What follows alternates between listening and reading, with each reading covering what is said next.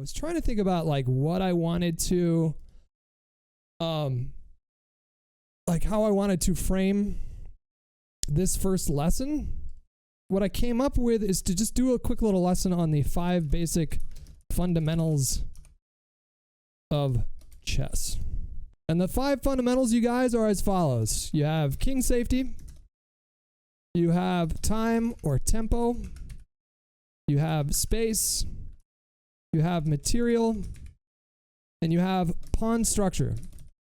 These are going to be the 5 principles of chess that if you can familiarize yourself with them, it will automatically make you better than 99% of the world. And you probably will win most games against people that don't have any kind of an understanding of these principles in chess. Now, I'm not Alexandra Botez or her sister or Magnus or Hikaru. I'm none of those people. So I'm not qualified to give really high level lessons when it comes to chess. But I'm very, very, very familiar with the game. I'm very, very, very familiar with these principles. And what I can do is give people that are just getting into chess, I can give them a pretty good overview of how to improve really quickly right away. You'll jump up like quite a bit at first, and then you plateau, and then you got to study and you got to learn more. You got to play more. And at that point, it's just all about repetition, pattern recognition. You will sort of just naturally get better the more that you play. She should be getting in here pretty soon. Hello, Amber. Hello. Hello. Hello. Hello. How are you? Good. I've been trying to think of a chess joke to just break the ice, and the only one that I could find that was like funny was where did chess players go to chill? Ooh, that's a good question. Where do they go? To a pawn island. To a pawn island? Oh, okay. It's okay. All right. It's horrible. Listen, I know. you tried. It's horrible. Listen, it's fine. No. You tried, and that's all that matters. And I appreciate the effort. It's nice to meet you, first of all. We have a bunch of mutual friends, but I don't think you and I have ever interacted yet. No, I don't think we've ever spoken. There we go. First time for everything. But I'm curious, like, how did you get into chess? Was it the Queen's Gambit stuff? Was it the Minecraft tournament? Like, how did you Look, definitely Queen's Gambit. Well, do you have a rating? Do you have a chess.com rating? Now I do, but it's low. So do you want to know what it is? Yeah, I need to know what I'm working with here. Shame me out loud. Let's have a look. So my rapid rating is 221. That's okay. No, that's good. Okay, I'm confident that the tips that I can give you will double that rating at least. I'm very confident, and it won't take very long to teach you these principles as well. Oh, you got a diamond membership. Look at you. Yeah, I was gifted because they took pity on me. Everybody starts at like 200 or 100 or whatever, like everybody. And if you don't learn a few fundamentals, like a few basics, then you're at a huge disadvantage. So after this, you're going to be able to play a lot better. I promise you. I also, so I lost a game of chess to Tucker. To Jericho? Yep. Oh, he's wily. He didn't know that he got checkmate. So whatever we do, as long as today I can take away some information to absolutely destroy him in a chess match. I think I can do that. I really do. You don't need to remember all this right now. There's not going to be a quiz afterwards, but I just want you to just generally familiarize yourself with these concepts. First of all, just make a move real quick with your black. Yeah, there you go. And then that way it won't like auto resign or anything like that.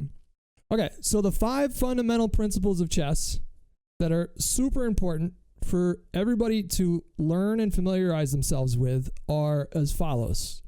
You have king safety. Seems kind of a no-brainer, right? Like the whole point of the game is just making sure that your king is safe. But that we'll go into a deeper discussion about that in a little bit here. The second one is a principle called time, or some people call it tempo.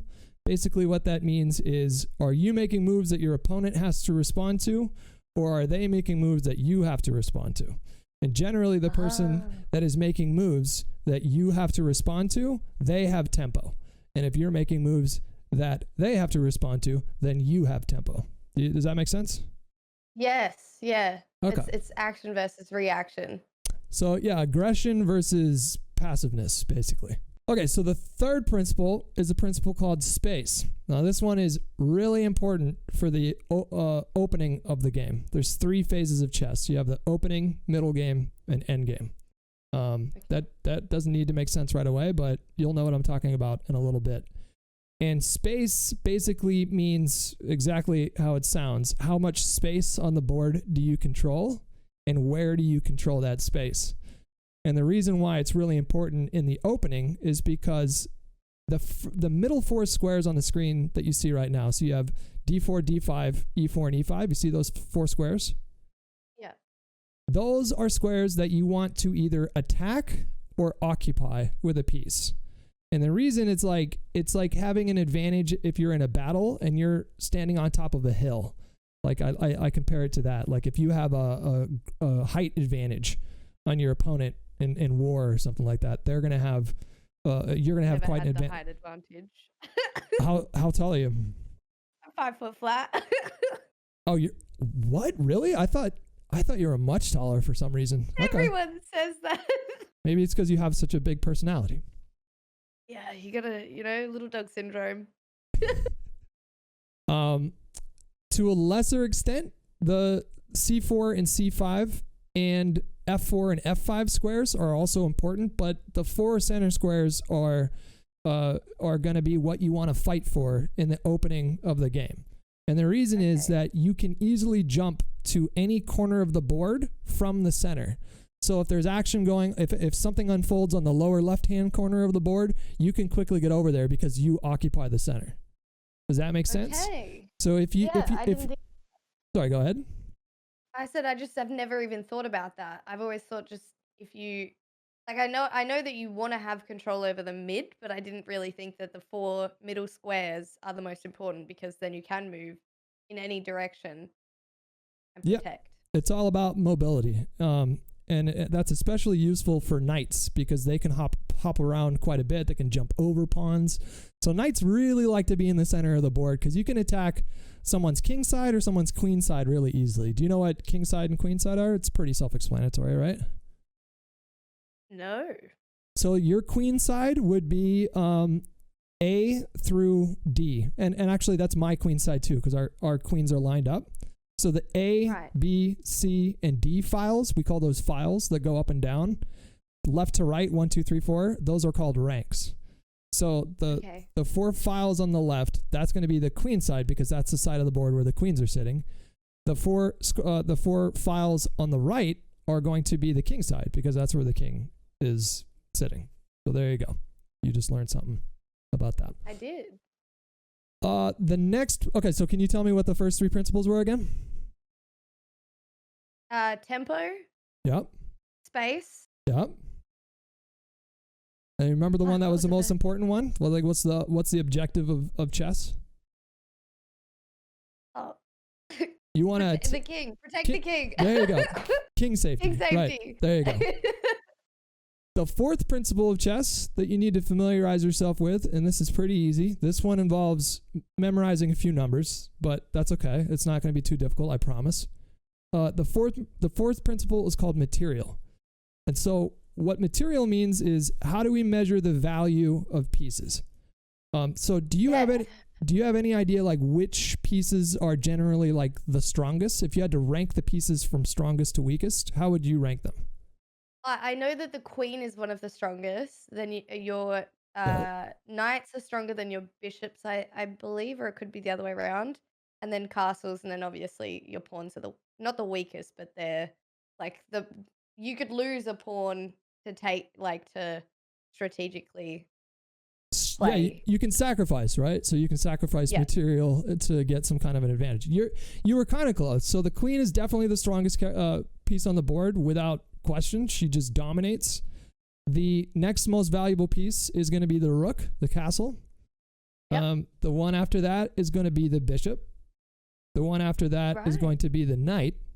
And then the least valuable piece is the pawn. The king doesn't get any kind of a value because if he's taken off the board, the game is over. So the way that we measure the strength of pieces is we equate them with pawns, with an amount of pawns. So a queen is worth 9 pawns. A rook is worth 5 pawns. The knight and the bishop are both worth 3 pawns. And then a pawn is just a pawn. Okay. However, depending on the position, a knight could be stronger than a bishop, because if you have pawn chains that lock the board off and a bishop can't jump over those pawn chains, a knight actually can. So in certain circumstances, a knight can be slightly more valuable than a bishop can be slightly more valuable than a knight. It really just depends on the position. All right, let me check in with you real quick. Is all this too overwhelming? Or are you doing okay? No. Makes sense. Okay, good. So now you know, right? So how many pawns is a rook worth? 5. Yep. And then 5 pawns. And how many pawns is a queen worth? 9. Perfect. All right. And then the bishop and the knight? They're on the same page. Right. So 3 pawns. And it depends on where they're placed that will add which one's better than the other. Very good. Yeah. So when you're playing chess on chess.com, it'll actually give you like, I don't know if it does the actual number. I don't think it does, but it'll tell you like which pieces have been taken off the board. But you can actually do kind of math in your head and when evaluating a position. And then let's say you exchanged your rook for someone's knight. That would mean that you're down 2 points of material. Does that make sense? If they get your rook and you get their knight, you have taken 3 pawns worth of material from them, but they have taken 5 from you. So that would mean that you're down on material. So that's also, I mean, go ahead. I was going to say, so you're still, strategically, you're not actually, like you might be winning, but you're not winning because you're down more valuable pieces. Yeah, it generally, but it depends. Because like you said a moment ago, sometimes the best move is to sacrifice material to give yourself an advantage in space or give yourself an attack to go after someone's king. So sometimes sacrificing material is a good thing. But if the position is equal and there's no real attack going on either way, and you're down 2 pawns, that's a pretty significant advantage. So obviously this is something that's really important for new chess players to understand, because how can they evaluate their position or how well they're doing in the game if they have no idea how to evaluate the pieces themselves? So I would say like when you're first getting into chess, that's probably like the most important thing to learn right away. And now you know. Now I do know. Okay, so the last principle is pawn structure. And why this matters is because your pawns are basically a firewall against your opponent's attack. And you want pawns that are going to be supporting each other. So if I hit rematch real quick, will you accept that? So I'm going to play d4, you play d5. I'm going to play e3, you play c6 with your pawn. Push the pawn up to c6. Oh, that's e6, but that works too. That's fine. Oh, whoops. No, you're fine. You're fine. And so just kind of mirror what I do, actually. So like do that on your side. There you go. I know what I've seen this structure before. You're just setting it up so that you can move your bishop, your queen, and your bishops and your queens out, right? Yeah, that's part of it. That's a big part of it, because you want to open up squares for your minor. We call these minor pieces on the back rank. So rooks, knights, and bishops, we call those minor pieces. So you definitely need to move your pawns to allow your minor pieces to activate and get on the board. So if I do this right here, now you do the same. These are called pawn chains. Right? I don't know what this pawn is over here that you have on G. I don't think you meant to do that, but that's okay. No, he moved one too many spaces. It's all right. That's okay. We won't even pay any attention to that. So anyways, these are called pawn chains. And the reason why pawn chains are so important is because pawns don't like to be like your pawn over here on the G file. There's no one supporting that pawn. He's lonely, he's frightened, or she, or they, if we're being super progressive about it. But they're lonely. They don't like to be by themselves. They're very social creatures. They rely on each other to support each other. And if they don't, they're very vulnerable and they could be kind of like off. a Twitch community. Exactly like a Twitch community. Yes. Think of it like a single pawn out there is like a rodent just waiting to be plucked out of the air by an eagle or a falcon or some other powerful bird. Where do you think is the weakest part of a pawn chain if you had to guess? Anywhere that doesn't have something reinforcing behind it, right? Perfect, exactly. So that would be the base of the pawn chain. So in this case for you, it would be the B pawn, the pawn on the B file, and then your pawn on the F file. Those are going to be those are going to be the weakest pawns in a pawn chain. Obviously, they're not super weak right now because they're being protected by the king and the bishop on that side. But if you're trying to undermine someone's pawn structure, you want to target the weakest pawns. And the way that you break a pawn chain is by, say, if I offer you a sacrifice right here, so you can take that pawn if you want.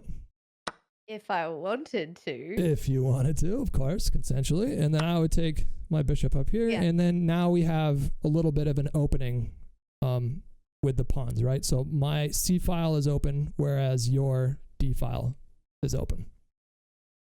I'm going to abort this match because I want to show you. Oh, do I lose ratings for that? Oh, shit. Let me, if you want to resign games, because I don't care about that right now. Like, it's way better. I just lost 50 elo from... I'm sorry. Let me abort all of them from now on. No, it's okay. That's okay. That's my bad. Damn, I'm actually kind of pissed that I lost that much elo. I lost 50 elo. That's so much, actually. And it's my fault. It's not her fault. It's completely my fault. Do you know what castling is? I do know that you can only castle in one direction, and you can only castle before you've moved your king. So. Right, close. You can actually castle in both directions. You can castle queenside or kingside. And so you can castle long. Yeah, you can. Every time I've tried to do it, it hasn't worked. Well, there's another thing too, is you can't castle through check. So let me explain that for you. All right, so now this is what it means. This is what I mean when I say you can't castle through check. Normally, you could castle in this spot, and the way that you would do that is you would move your king over 2 spaces to C1. So just try to do that and see if anything happens. No, I can't. You can't do that, right? Because what you're trying to do is you're trying to move through a square that is checked. See, my bishop is attacking that D1 square. Okay. So you can't go through check. Now, move your other knight, just waste a move. Move your other knight to H3. And then I'm gonna move right here. And now try to do it. So move your king over 2 spaces until it goes to the C1 square. And then let go. There you go. That's called castling. Okay. All right. So I think what's happened then is every time I've tried to castle long, I haven't seen that somebody has been there's a check spot somewhere on that. Yeah. Yeah, that's super important. So yeah. Obviously you can't castle into check. That's another caveat. So like if I were attacking that C1 square with a bishop or something like that, you couldn't castle into check. That would be an illegal move. Okay. So I'm going to resign. This is unranked, so I don't need to worry about that. And then we'll do a rematch. So typically, the way that people get their kings to safety really quickly is by utilizing the castle feature. So just mirror my move here. So go to E4 and then E5. Yep. This is a really common opening in check, is knight to F3, attacking that pawn. So you have to defend that pawn. A lot of people will defend it with your knight on the B file. So you would move your knight to C6. No, that's the wrong horse, but that's the wrong horse, but that's okay. Like I would just. I forget that the board is backwards for you, for me. Well, the numbers and the letters are always going to be the same. So like if you as long as you just like look down at the bottom and you just see those letters, then that'll help you out. So anyways, so like in this spot, you maybe would scoot your queen up in front of your king to attack that knight. And then maybe I would bring my bishop out here. That's like a really active diagonal for this bishop. And then your job right now is to get your king to safety as quickly as possible. There's a saying when it comes to beginners in chess, and that is castle early and often. Just like make it a priority to castle within the first probably like 5 to 7 moves. And if you can do it quicker than that, great. So your job right now is to castle on the king side, right? How do you do that when your bishop is blocked behind your queen and your pawn? What would be the easiest way to do that, you think? And if you can't think of anything right away, about it oh yeah, go ahead. Would be to move my queen up to e5, obviously, but then no, see, because I mean, I'd have to move my pawn out as quick as possible, right? That's on g7. I'd have to get my pawn out, and then I can get my bishop out so I can castle. Perfect. Yes, that's the right answer. So, what would be the most efficient way of doing that? Like this. Perfect. Yeah, because like I said, pawns need support. They're very delicate, they're very fragile, and then this is a really solid pawn structure. Those pawns helping each other out like that. So I would castle, and then you would move your bishop. Where do you think the best spot for that bishop would be? Because you have two choices. You have h6 or you have g7. I feel like it would be safer on h6 for now, right? Why? Can I ask why? Only because I'm thinking about, you can't actually, like, if you were to move your knight to capture. Okay, there's a few reasons. So your bishop that's on the same colored square is still kind of cornered. Your queen, I mean, well, no, okay, because your queen could come out and she'd just go straight to h5, and then I'm done for. Well, then I'd have to evade anyway. Okay, so maybe it wouldn't be. Maybe it would be g7. G7 is the right answer, and it has to do with king safety, really. So like move your bishop to g7, and then like, oh, my knight's been hanging for quite some time, so let me just like reinforce him with a pawn, and now he's protected, right? And then now you castle. You remember how to castle on the king side? It's the same thing as the queen side. You just move it over 2 spaces. So you would go king. There you go. Perfect. Now look at how fucking safe your king is there. He is surrounded. Protected from every angle. He's protected from every fucking angle. He's got a solid pawn structure here. And on top of that, your bishop, your dark squared bishop, is on the most active diagonal that it could possibly be at. Because it can cover the entire board. Like if the board was cleared, for example, the bishop could jump to any file. So that's why we call that the long diagonal. Like the 2 center diagonals. So from A8 to H1, that's the white long diagonal. And then from H8 to A1, that's the dark squared long diagonal. And bishops love being on the long diagonal. Okay.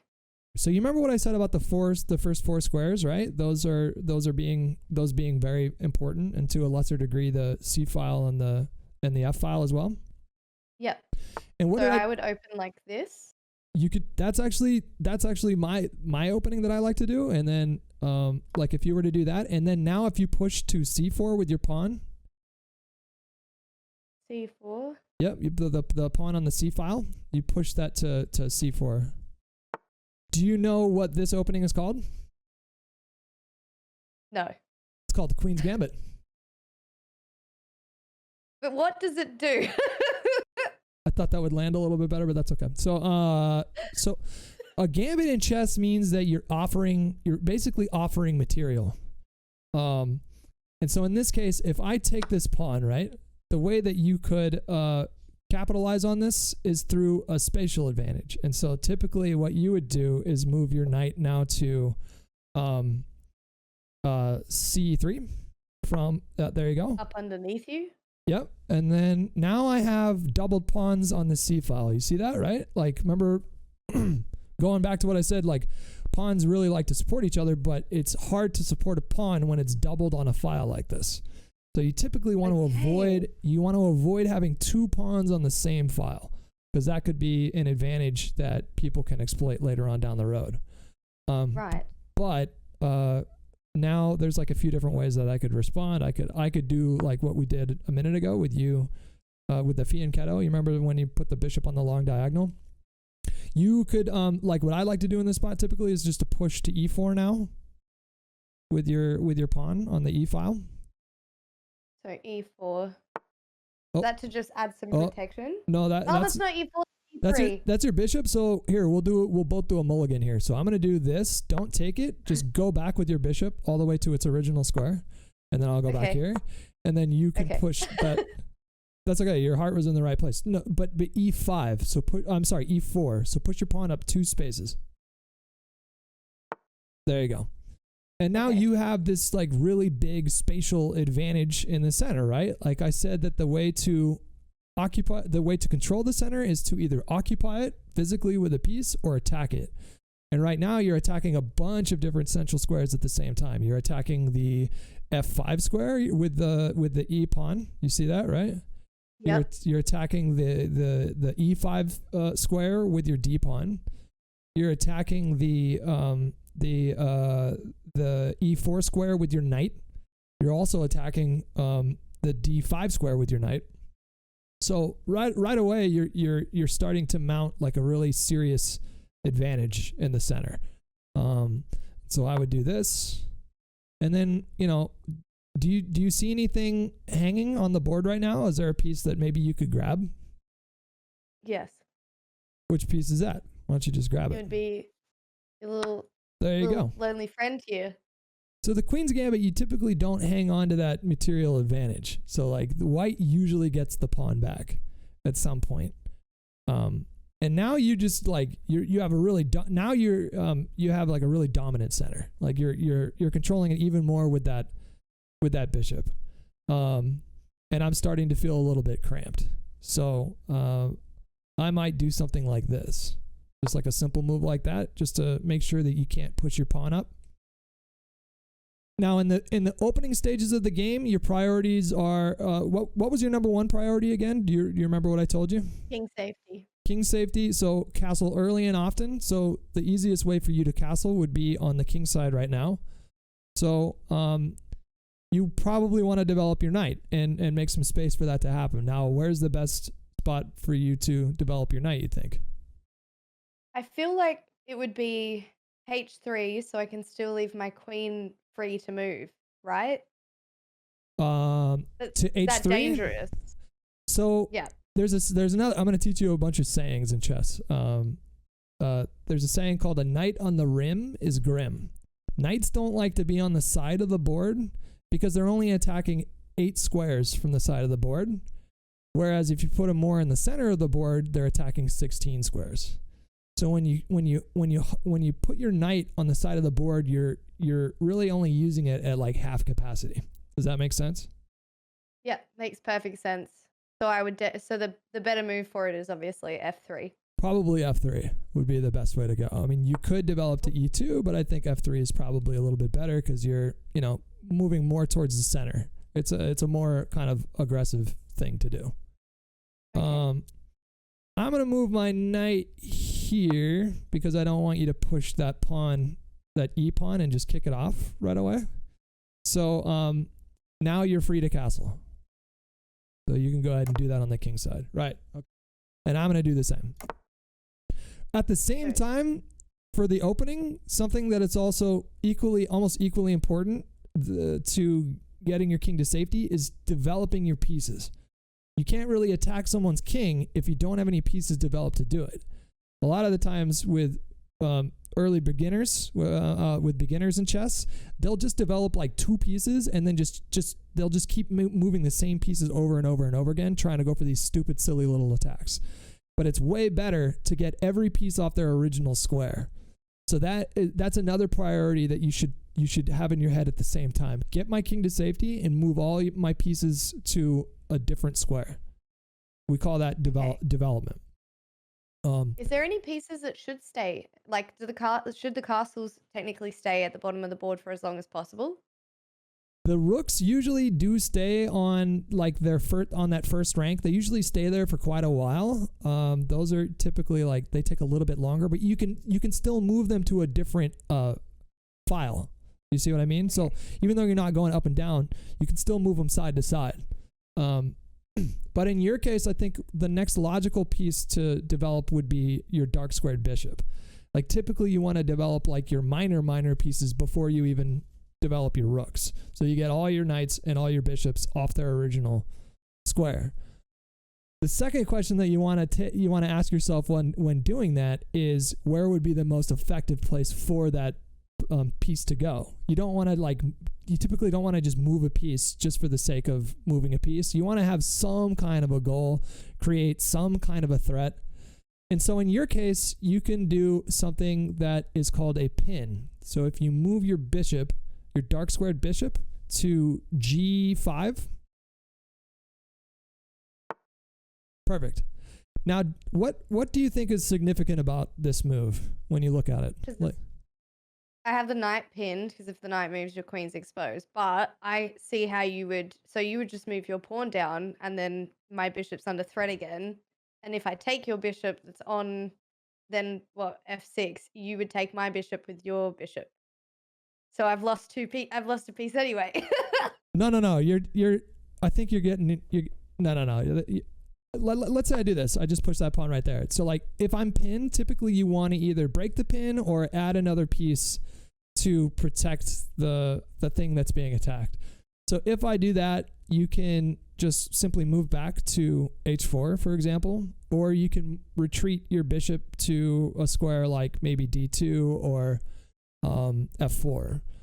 But it's up to you. I'll let you decide what you want to do here. Well, I want to dominate the middle of the board, right? So I would move it back to H4 to still keep you pinned. Okay. So now if I push it right here, you only have one square to... No, but don't be threatened with... Like, just because I'm attacking you, it doesn't mean that it's a threat. Like, this actually isn't a threat at all. Because you have one square to go to, but it just so happens that one square is a super active square anyways. So if you move your bishop now to G3... There you go. Now you have another piece that's like attacking the center of the board. And I'm like way underdeveloped, right? So if you look at my board, these pawns on my king side, they're not really super structurally sound. They're not as structurally sound as your pawns. Like your pawns are just perfect. Like you have a king that is just that's protecting all of those pawns, and then you also have a knight that's protecting one of the pawns, a bishop's protecting the pawns, a rook's protecting the pawns. Your king is nice and secure. My king is nice and loose over here. There's a lot of air. It's very gusty over on my end. Very drafty. Very drafty, yes. And there's a draft there actually. Anyway, you can see it with your white. I can just get in and pin you. You can do lots of stuff. I mean, like you have so many different options, and I am pretty boned in this spot if I'm playing as black. You have all four of your minor pieces, your knights and your bishops. They're all attacking or occupying the center. You have two pawns like on the fourth rank that are attack. That's like kind of cramping my position. I have nothing really challenging that, and I'm just really underdeveloped. I only have two pieces that are developed, and you have four. So this is a significant advantage for white. And then the question becomes, well, how do I exploit that advantage? And then at this point, we are in the middle game. So we're basically out of the opening and we're in the middle game. And this is where chess gets crazy complicated because there's basically infinite variations of chess. Like there's more possible variations of a chess game than there are stars in the universe, than there are grains of sand on the earth. Like it is a vast, infinite ocean of possibility, if I can just get a little nerdy with it.